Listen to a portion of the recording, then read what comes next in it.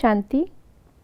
आज 11 अप्रैल 2025 है और आज की मुरली में बाबा ने पहली लाइन में ही कहा कि बच्चे, तुम्हें अपना घर और राजधानी याद है?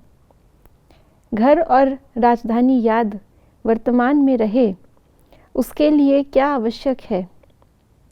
और साथ साथ बाबा ने लास्ट में मुरली में स्लोगन में कहा कि परमात्मा प्यार में ऐसे खो जाओ जो पुरानी दुख की दुनिया याद ही ना रहे। तो दुख की दुनिया याद ना रहे और यानी कि जहाँ हम हैं वो याद ना रहे, लेकिन जहाँ हमें जाना है और जहाँ से हम आए हैं वो याद रहे। उसके लिए हमें चाहिए बाबा के साथ कंबाइन स्थिति, जिसके विषय पर सुनते हैं आज के बाबा के अव्यक्त इशारे। सदा स्मृति रखो कि कंबाइन थे, कंबाइन हैं और कंबाइन रहेंगे। कोई की ताकत नहीं जो अनेक बार के कंबाइन स्वरूप को अलग कर सके। प्यार की निशानी है कंबाइन रहना। यह आत्मा और परमात्मा का साथ है। परमात्मा तो कहाँ भी साथ निभाता है और हर एक कंबाइन रूप से प्रीत की रीत निभाने वाला है।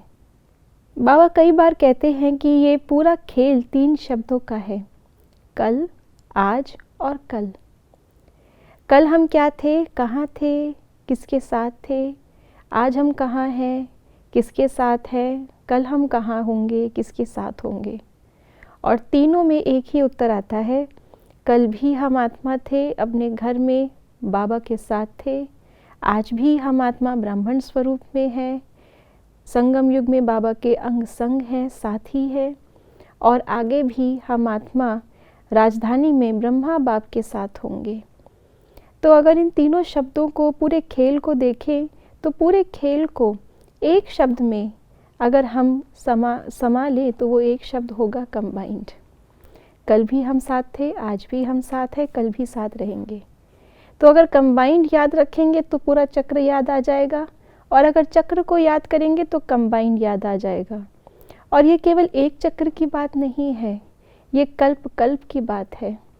बाबा ने जो हमें ये ड्रामा की नॉलेज दी है, अगर उसे यथार्थ रीति हम धारण करें तो ये कंबाइंड शब्द हमारे जहन में पूरी तरह से उतर जाता है कि इस पूरे चक्र में आदि से लेके अंत तक, और जब हम चक्र में नहीं थे, परमधाम में थे, तब भी, यानी कि सिर्फ चक्र में कंबाइंड नहीं है, चक्र के बाहर भी हम कंबाइंड हैं, हम साथ हैं।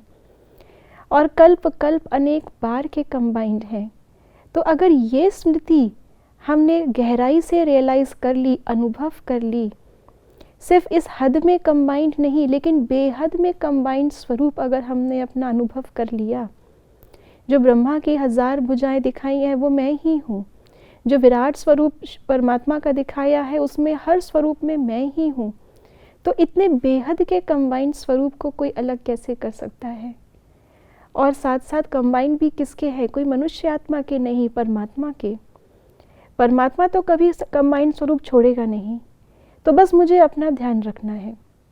इसलिए बाबा ने कहा, अपना ध्यान रखने के लिए, कंबाइंड स्वरूप में हमेशा बने रहने के लिए बस एक चीज़ का अनुभव गहराई से कर लें, वो है परमात्मा प्यार। जब हमने इसका अनुभव कर लिया तो ये कंबाइंड स्वरूप कोई भी तोड़ नहीं सकता। ओम शांति।